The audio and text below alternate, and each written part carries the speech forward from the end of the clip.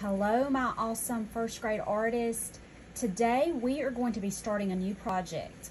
We are going to be creating these pictures, and they're called I Like Myself because they're going to be all about you and they're going to have a picture of you on it. So this is one that I made, and this is a picture of me, and these are things about me. And so yours is going to say things that are about you, things you like, things you want to learn how to do, and your teacher is going to help you make all of those, and she'll have your picture for you. Okay, so before we start this lesson, teachers, in your lesson plans, I've got the title of a YouTube book being read aloud that I want you to show. It's called I Like Myself by Karen Beaumont and David Catrow, Kids Books Read Aloud. So look for that and show that to the students. It's a really good book about liking ourselves. And we're all different and we're all unique, and that's what makes us all so special. So that's what this project is all about. We're going to be talking about several elements of art. We are going to be creating lines. We're going to draw some lines and shapes with our oil pastels. And then we're going to paint them using bright colors. We're going to do the colors of the rainbow. And we're going to have contrast. Contrast is when things are very different and they help things stand out in a piece of art. So my background is going to be all of these bright, pretty rainbow colors. And my picture is going to be black and white. So it's very different and it creates contrast and it really helps that picture stand out. Your picture is going to be the emphasis of your artwork. And the emphasis means it's the main thing. It's what really stands out. And then we're going to create balance. That's where everything isn't all over to one side. It's all spaced out throughout the whole picture, and we're going to use our phrases to do that. So teachers, you can help the students get really creative with placement of photographs and placement of their phrases so they all look different. All right, so the first thing that we're going to do is make our background piece of paper. So everybody is going to have a piece of 9x12 watercolor paper, and students, you can go ahead and put your name label on the back.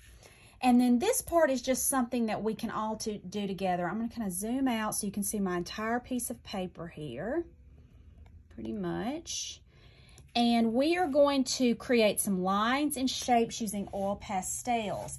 So I'm going to have you follow along with me. So I really want you to follow directions, listen, and do what I say in this part, okay? So everybody, I want you to pick a oil pastel. So teachers, let's use these Fat Grip Faber-Castell oil pastels for the first graders. They're easier for them to grip. And I want you to just pick whatever color you want. I'm going to use green to start with. So the first thing we're going to do is we're going to make 3 straight lines on our paper, okay? And let's make every line a different color. So a straight line, we put our oil pastel down and we draw straight. We try to keep our hand from moving back and forth and just create a straight line from one side of the paper to the other. There's one straight line. And we're making 3. So now I'm going to change colors. And I'm going to start on this side, and they can cross over each other. That's 2 straight lines. Teachers, remember, you can always pause the video if you need to. Okay, one more straight line. So I'm going to make mine go this way this time. Everyone's a different color. 1, 2, 3. All right, now we're going to make 2 curvy lines. So pick a different color and a curvy line. You can use your finger to kind of plan out how you want to do it. You can make it big curves or little curves, however you want. So curve. And I'm going to change my color again. And I'm going to make a curvy line. It's going to have smaller curves. You can make yours however you want. Okay. Now I'm going to make 2 circles. So we've been making lines. Now we're going to make shapes. And they can cross over and go on top of these lines that we've already made. So I'm going to make 1 circle. You can decide how big you want them. So there's 1 circle, And I'm going to make another circle up here. Whoops. It just looks like a lot of shapes and lines all overlapping. So 2 circles, and then I'm going to make a circle that has circles inside of it. So I'm going to make 1 circle, and inside of it I'm going to make another circle, and then another circle. Okay, so now we have got a lot of lines and shapes on our paper, and now it's time to paint. So teachers, you may want to have a center set up and let a few students come to your center at a time to do this. The way that I do it is I have my watercolors. Let me zoom out a little more now. I have my watercolors in these little containers. And the way that I like to do it, because sometimes it's hard to tell what the colors are, they're so concentrated, I have a little circle that I've drawn under each using a Sharpie, and it shows them. And we are going to be talking about the rainbow. And rainbows are in the order of Roy G. Biv. Teachers, you can write this on your dry erase board, and you can show them how Roy G. Biv spells out the colors of the rainbow. So we've got red, orange, yellow, green, blue, and violet, and I used magenta for my violet, teachers. So I put a good deal of the watercolor in, the liquid watercolor. I added just a little bit of water, just a little bit. The more water you add, the lighter the color is going to be. So you don't want to dilute it too much, and then it's ready to paint. I also have some paper towels, and I have a container of water to wash my brush. You have to wash your brush in between using the colors, or all of your colors will get muddied up. Okay, so I wonder, y'all might can hear somebody weed eating outside, so that's what that sound is, but we're just going to keep going. All right, so I have a soft bristle brush and one that's fairly large because we're going to be doing big areas of paint.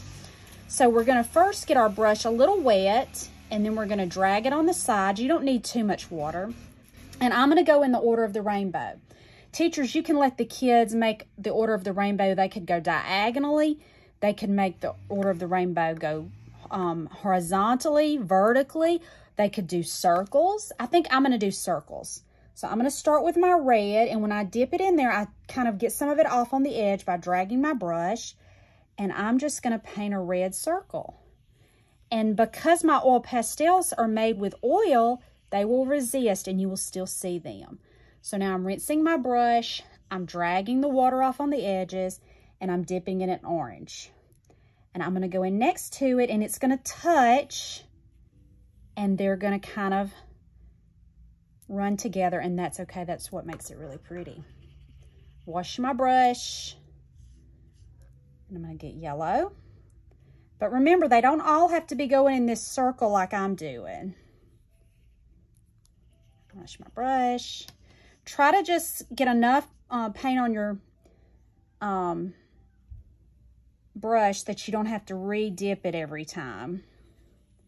I am going to have to re-dip it. I didn't get quite enough that time. When I do my green, I like a lime green. I just think lime green's pretty, but teachers, if you want to use your regular green, you should just have a regular green. You can do that. See how all the colors are starting to run? That's okay. Now I'm going to get blue. When we get these bigger areas, you probably are going to have to dip into it again. If your brush has really got a lot of color, you'll need to wash it before you dip again, though, because it will contaminate your blue and get all the other colors, and pretty soon your blue won't be blue anymore.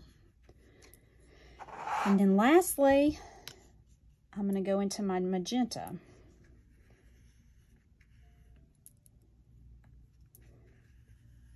I think it's so pretty how the colors just kind of blend. And so I've run out of my colors, so what I'm going to do now is start back over. So I'm going to go all the way back to my red.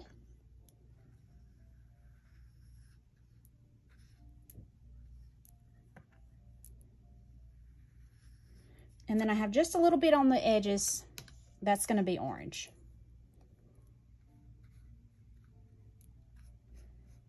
Okay.